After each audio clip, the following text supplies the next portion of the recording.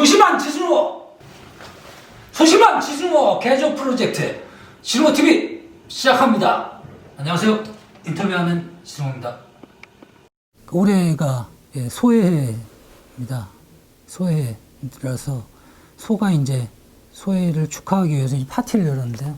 근데 이제 쥐가 찾아와서 아직 음력 새해가 아니니까 소해가 아니다. 그래서 이제 소가 열받아가지고 그때 마침 이제 범이 내려와가지고 범 내려온다. 그 범이 내려와가지고 범한테 이제 물어봤습니다. 아니 지금 소해입니까? 쥐해입니까? 누가 옳습니까? 그랬더니 그 범이 그 판정을 내서 소름! 가지고 소름 끼치지 않습니까? 저도 제가 방송을 너무 못해서 소름 끼칩니다. 정말. 네, 오늘은 정말 이렇게 성공하도록 해보겠습니다. 이번에 강신주 박사님 편인데요.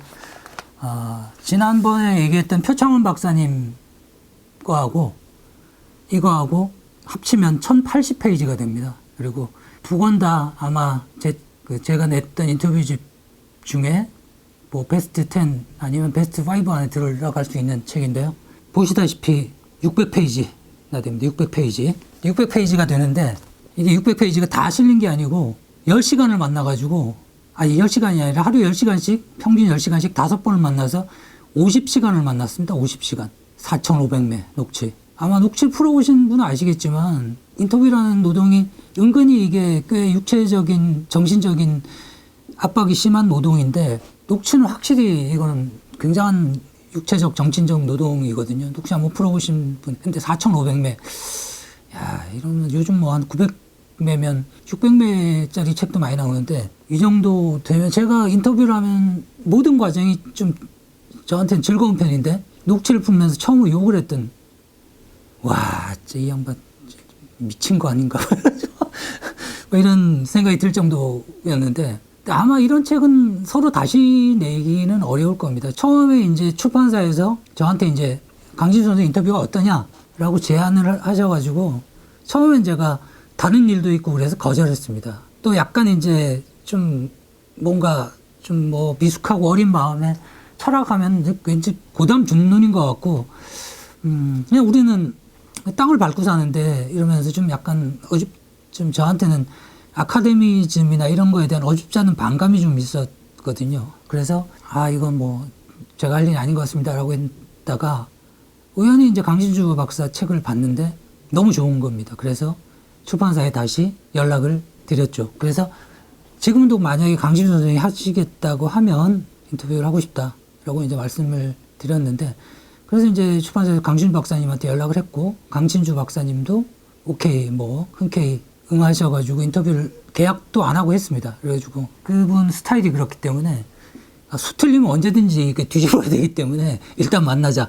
뭐 지승호 선생님도 별로 나쁜 사람 같지 않고 나도 뭐 나쁜 사람은 아니니 그냥 뭐 만나서 얘기해보면 어떨까. 그래서 매주 토요일 날 저녁 7시에 만났는데 근데 일단은 워낙 이 표창원 강신주 하면 돌직구잖아요. 돌직구 막 그냥 그 상담을 할 때도 너의 문제는 뭐야? 자기대로 살아야 돼. 뭐 이렇게 돌직구를 날리는 분이기 때문에 조금 이제 사실은 만날 때 좀 위축되는 부분에 질문을 하면 이런 바보 같은 질문을 할 줄이야 이러면서 나 이거 못해 이럴 수도 있을 것 같고 그래가지고 되게 조심스러웠는데 제가 인터뷰하기 전날은 잠을 잘 못 잡니다. 좀 예민해지고 그래가지고 걱정이 돼서 근데 저녁 7시 애매하지 않습니까? 그러니까 잠 못 자고 7시에 만나서 한 3시간 정도만 하고 빨리 집에 가야지 라고 하고 있는데 그날 새벽 2시까지 인터뷰를 했습니다. 새벽 2시까지 하는데 코피를 흘리시더라고요. 코피를. 그러면서 이분 엽기적인 게 코피를 흘리는 거 닦지도 않고 코피가 어디까지 나오나 한번 보겠다라고 하면서 코피를 흘리시면서 인터뷰 하시는데 이분이 보통 분이 아니시구나 라는 이제 생각이 들었거든요. 근데 이분이 원래 강연을 1년에 요즘 많이 줄이셨는데 강연 1년에 300차례 정도 하기로 유명하셨고 정말 이제 부르는 데는 다 강의는 특히 이제 중고등학교 강의는 거의 거절하지 않고 가시는 편인데 왜 그러시냐라고 했을 때 이분이 하시는 말씀이 나보다 글 잘 쓰는 인문학자는 많지만 정말 이렇게 솔직하게 사람들한테 그 인문학 정신으로 살아가라고 자기답게 살아가라고 해주는 사람 많지 않은 것 같다. 그래서 나는 이런 의무감 같은 게 있어가지고 부르는 데는 다 간다. 이렇게 말씀을 하셨거든요. 그렇게 또 스케줄 하시는 이유 중에 하나가 한 학교에 가서 이제 강원도에 있는 한 학교에 가서 강연을 하시는데 자기 강연을 듣고 자기답게 인문학 정신은 자기답게 나답게 내가 뭘 좋아하는지 내가 좋아하는 거를 할 수 있는 용기가 인문학 정신이다라고 얘기를 하는 차에 학생들과 그 선생님들이 울더랍니다. 그래서 왜 우시냐 그랬더니 그 얼마 전에 그 학교에 있는 아이가 자살을 했다, 성적 때문에.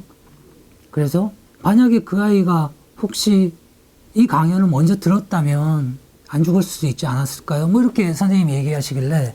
근데 1년에 300회씩 강연을 다니시는 분이니까 너무 바쁘시잖아요. 그것도 막 전국을 다 다니시는데. 그래서 한 2주 정도 미뤘던 강의랍니다, 그게.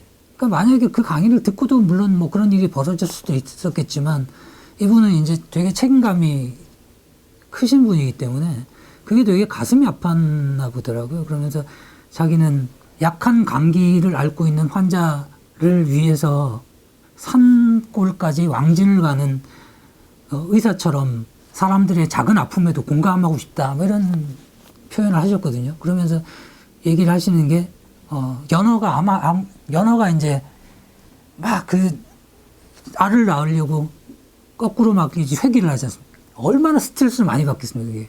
물살을 거슬러 가갖고. 그러다 보니까 그 연어가 코르티솔이라는 그 스트레스 호르몬이 분비돼갖고 부신이 막 이렇게 붓거든요. 그래서 알을 낳고 죽는다는 건데, 그때 이제 부신을 떼내거나 어떻게 하면 연어가 살 수도 있다는 건데, 이제 연어는 이제 자기 종족을 번식하기 위한 회귀 본능으로 가는 거니까요. 그런데 이제 강신주 박사는 그 얘기를 하더라고요. 연어가 아마 기운이 떨어져가지고 그걸 다 먹는 순간이 가장 행복한 순간이 아닐까. 그래서 그 얘기를 들으면서 이분이 정말 외로운 분이구나 이런 생각이 들더라고요. 그러니까 막 자기 스스로도 외롭고 힘드니까 그런 데 대해서 자기와 비슷한 상처를 가진 사람들하고 같이 대화하고 위로를 하기 위해서 그렇게 찾아다니는 게 아닌가 싶었고요. 그러면서 저도 그 경험을 한 거죠. 그러면서 그 첫날 2시에 끝났던 게 그 다음 주에는 새벽 3시에 끝나고, 그 다음 주에는 새벽 4시에 끝나고, 그 다음 주에는 새벽 5시에 끝나고, 마지막 주, 그러니까 5주 차에는 이제 마지막 주차에는 새벽 6시까지 이제 대화를 나눴습니다. 그러니까 이분 그만큼 이제 절실하게 하고 싶었던 말이 많았던 거고, 그 이후로 이제 뭔가 부족하다 싶어갖고 굉장히 짧게 인터뷰를 한 번을 더 했는데 그게 2시간이었거든요. 그게 2시간짜리 인터뷰라. 그게 다 합쳐서 이제 50시간이 돼가지고 녹취록을 4,500매의 녹취록이 나왔는데 왠지 저는 이분한테 저도 이제 그러니까 인터뷰를 하면서 인정받지 못하고 외롭고 이렇기 때문에 한 번씩은 좀 누군가한테 기대고 싶고 누구한테 털어놓고 싶을 때가 있어서 제가 이분이 이제 벙커나 이런 데서 그때 강연을 하셨거든요. 다상담이라는 게 상담을 이제 누가 이제 상담거리를 주면 거기에 상담을 하는 강연을 하셨는데 질문 2개를 가지고 새벽 3시까지 강연을 하시더라고요. 그래서 이제 저는 거기 가갖고 이제 강연 끝나면 커피라도 한 잔 마시면서 저분한테 나 좀 위로를 받아야 되겠다라고 생각하고 갔다가 이분이 강연이 끝나면 지쳐가지고 뭐 파김치가 되어 있는 모습을 보고 커피를 한 잔 먹자는 얘기도 하기도 어려워가지고 그냥 인사만 드리고 온 적도 꽤 있었고요. 좀 그런 기억이 나요. 그래서 이분이 참 정말 굉장히 많은 분들을 위로하고 그러기 위해서 돌직구를 날리다 보니까 또 어떤 분들이 이분을 되게 싫어하거든요. 너무 단정적으로 얘기한다. 마초다. 그러다 보니 몇 번 이제 방송에서 얘기했던 것들이 또 문제가 돼서 좀 위축되기도 하셨던 것 같고요. 그래서 이제 어떻게 보면 그런 동병상련의 정 때문에 사람들한테 좋은 게 좋은 거라는 식으로 부듣고 위로해 주는 것도 좋은 방법일 수도 있겠지만 정말 상대방을 위한다면 상대방에게 진심으로 상대방의 어떤 의견에 대한 반박과 이런 게 필요할 수도 있지 않습니까? 저도 이제 그런 인터뷰 좀 하면서 겪은 일인데 늘 이분이 이거는 지승호 선생의 책이니까 지승호 선생이 알아서 하세요라고 하셨습니다. 그래서 근데 어떤 사안에 대해서 부딪히면 그 사안을 가지고 4시간 동안 토론을 하게 돼요. 그래서 속으로 이분이 말로만 네 마음대로 하라고 그러지 속으로는 그냥 네 마음대로 절대 하지 말라는 거 아니야? 이거 뭐야 이거? 뭐 이렇게 생각이 들었는데 그게 이제 나는 이렇게 생각한다라고 말씀하시고 그거를 가지고 제가 그 고민을 토대로 결정한 부분은 정말 100% 수용을 해주셨습니다. 그러니까 정말 그게 저를 진심으로 위해서 그냥 네가 알아서 하고 네 마음대로 하고 네가 책임져라가 아니고 자기 진심을 다해서 그 부분에 대해서 내 생각은 이렇습니다라고 얘기하고 제가 충분히 거기서 고민을 하고 이렇게 결정을 했습니다. 선생님 그렇게 얘기했을 때 다 따라 주셨고요. 이 긴 인터뷰집을 자기가 교정을 안 보셨어요. 교정을 보지 않고 그냥 이건 뭐 당신 책이니까 그냥 내시라고 그래서 이제 내게 됐는데 사실 인터뷰라는 게 아직도 뭐 인터뷰에 대한 인식이 좀 척박한 부분도 있고 인터뷰를 그냥 누군가 얘기를 듣고 녹취를 풀거나 그냥 녹취사, 속기사 뭐 이런 비아냥도 많이 들었는데 그러다 보니까 그런 의문도 되게 많이 가지거든요. 아니 강신주 정도 되는 사람이 지가 책을 써도 될 텐데 왜 인터뷰를 굳이 내냐. 근데 거기에 대해서 이분이 에필로그에 길게 답을 써주셨어요. 그래갖고 이게 굉장히 저한테는 큰 선물이 된 부분인데요. 예, 강진수 선생님 얘기입니다. 지금까지 저는 수많은 책을 집필했고 다양한 매체의 칼럼도 기고하고 있습니다. 그렇지만 한 번도 인문 정신을 잊은 적은 없습니다. 그렇지만 또한 수차례 오해를 받기도 했습니다. 너무나 주관적이고 독선적이라는 비난도 덤으로 받았습니다. 사실 저는 이런 오해와 비난이 고맙기까지 합니다. 그것은 제가 인문학자로서 그리고 철학자로서 제대로 살고 있다는 훈장일 테니까 말입니다. 자기 목소리를 내지 못한다면 철학자는커녕 저자도 될 수 없을 테니까 말입니다. 사실 저는 한 번도 제가 생각한 것을 고스란히 다른 사람들이 반복하기를 원하지 않았습니다. 제가 할 수 있는 최선은 제가 느끼고 생각했던 것을 일체의 검열 없이 있는 그대로 사람들에게 표현하는 것뿐입니다. 사실 그것마저도 생각보다 그렇게 녹록한 일은 아니지만 말입니다. 저와 제 글에 주목하는 사람들이 조금씩 늘어가자 저에게는 외로움이 찾아왔습니다. 저의 인문 정신이 제대로 전달되지 않았고 심지어 왜곡되기까지 했기 때문입니다. 물론 충분히 예상한 일이긴 했지만 당혹스러운 순간이기도 했습니다. 바로 이때 지승호 선생님이 제게 찾아왔습니다. 무엇에 대한 강의나 저술이기보다 당신 강신주의 속내를 알려주는 대담을 진행하자는 제안과 함께 말입니다. 저는 흔쾌히 제안을 수락했습니다. 개인적으로는 강연이나 글의 흐름상 하지 못했던 생각을 기록으로 남길 수 있고 동시에 제 속내를 보다 진솔하고 편안하게 독자들에게 전달할 수 있는 좋은 기회라고 생각했기 때문입니다. 그래서 5차례에 걸친 대담이 진행되었습니다. 대담에는 출판사 관계자나 저를 아는 증인들이 몇 명 참여했습니다. 우리 대담을 외롭지 않게 만들어준 고마운 동반자들인 셈이죠. 물론 대담이 끝날 무렵 저와 지승호 선생님을 제외한 참관자들이 졸음을 참지 못하는 경우가 종종 있었습니다. 대담이 저녁 7시경부터 새벽 5시쯤 동이 틀 때까지 진행되었기 때문에 체력을 요했기 때문이죠. 물론 이런 집중적인 대담이 가능했던 것은 모두 지승호 선생님이 가진 인터뷰어로서의 역량 때문이었습니다. 지승호 선생님은 저의 사유를 자극했고 나아가 그것을 표현하도록 제대로 유혹했던 겁니다. 그러니 거의 12시간에 이르는 대담을 시간 가는 줄도 모르고 심지어 피로로 코피가 터지는 것도 감내하며 진행할 수 있었던 겁니다. 어느 사이인가 저는 다음 주에 있을 대담을 기다릴 정도가 되었습니다. 뭐 이렇게 말씀해 주셨거든요. 그러니까 아마 저도 계약도 하지 않고 이런 일을 한다는 거는 만약에 정말 이게 날아가 버리면 저의 1년 고생은 헛수고가 될 상황인데도 그만큼 이 대화가 저로서 너무 즐거웠고 기대되는 일이었기 때문에 그래서 나중에 한번 여쭤봤죠. 좀 친해진 다음에 도대체 왜 이렇게 말씀 많이 하셨냐.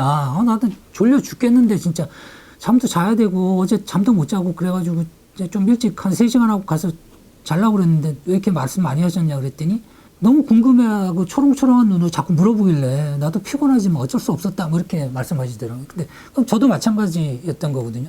그 대화가 너무 재밌었기 때문에 그 새벽까지 시간 가는지 모르고 대화를 나눌 수 있었던 거였고요. 그래서 강희수 선생님이 아까 이 에필로그의 제목을 우리의 방은 당신들의 낮보다 아름다웠다는 표현을 썼고 이 결과물이 우리한테 굉장히 중요하고 큰 생산물 앞으로도 이런 책을 내가 과연 낼 수 있을까?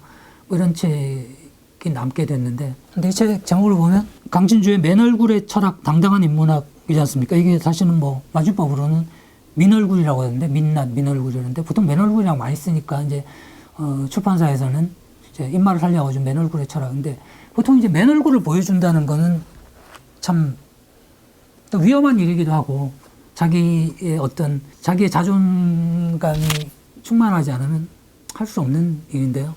여기서 얘기했던 강신주 선생의 얘기는 나와 너까지가 인문학이라는 겁니다. 나와 너. 이게 인문학이고, 우리로 가면 사회과학이 되는 건데, 우리는 너무 이제 어떻게 보면 나와 너에 대해서는 생각하지 않고, 내가 어떤 사람이, 내가 뭘 좋아하는지, 내가 어떨 때 행복한지에 대해 생각하지 않고, 관계에 대해서만 내가 이렇게 행동하면 사람들이 나를 어떻게 볼까? 내가 이렇게 하면 싫어하지 않을까? 이렇게 생각하는 경향이 있다라는 얘기. 그래서 아마 강주 선생이 말한 얘기 중에 인상적이었던 얘기는, 자기가 생각하는 인문정신의 고갱이는 친절한 금자씨가 했던 너나 잘하세요. 너나 잘하세요. 거기서는 이제 종교의 눈치도 보지 않고 사회의 눈치도 보지 않고 내가 복수하고 싶은 사람에게 누가 만약에 내가 아끼는 사람이 죽어가고 있다. 전쟁터에서 누가 죽어가고 있다 그러는데 내가 정말 너무 고통스러우니까 죽여달라고 할 때 그 사람은 고민하게 되거든요. 이 기존의 그 도덕, 아니면 내가 이 사람 죽임으로 감옥을 가지 않을까?